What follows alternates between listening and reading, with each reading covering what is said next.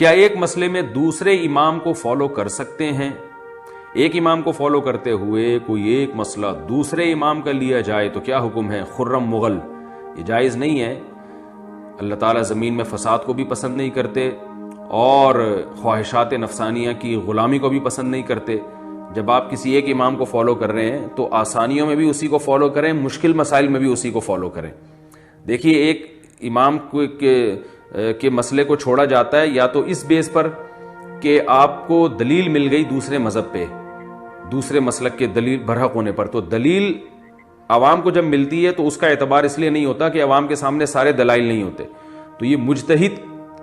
جس کو اللہ نے یہ صلاحیت دی ہے کہ دلائل میں وہ فرق کر سکتا ہے، اس کے لیے تو یہ ہے کہ جہاں دلیل ملے گی وہ اس کو فالو کرے گا۔ عامت الناس میں یہ صلاحیت نہیں ہوتی، وہ تو ایک دلیل سنتے ہیں ان کو وہ اچھی لگ رہی ہوتی ہے، دوسرے سنیں گے اس کو وہ اچھی لگ رہی ہوتی ہے، اور ان کے پاس تمام علوم ہوتے بھی نہیں ہیں۔ قرآن مجید میں اللہ کا ارشاد ہے اتبع ما اوحی الیک من ربک، جو اللہ نے قرآن نازل کیا اس کی اتباع کرو، تو اس سے مراد پورا قرآن ہے، اور پورے قرآن کو سمجھنے کے لیے تمام احادیث کا جاننا بھی ضروری ہے۔ پھر احادیث میں صحیح کیا ہے، ضعیف کیا ہے، ناسخ کون سی ہے، منسوخ کون سی ہے، جب تک ان تمام چیزوں پہ انسان کو دسترس حاصل نہ ہو وہ مجتہد نہیں بنتا، اور وہ ایک دلیل اس کے سامنے ہوتی ہے، دوسری اس سے اوجھل ہوتی ہے، تو اس کی غلطی کا امکان زیادہ ہے۔ تو اسی مصیبت سے بچنے کے لیے کہا جاتا ہے کہ جیسے حدیث میں ہم محدثین کو فالو کرتے ہیں، اپنی کوئی تحقیق نہیں ہوتی، تو فقہ میں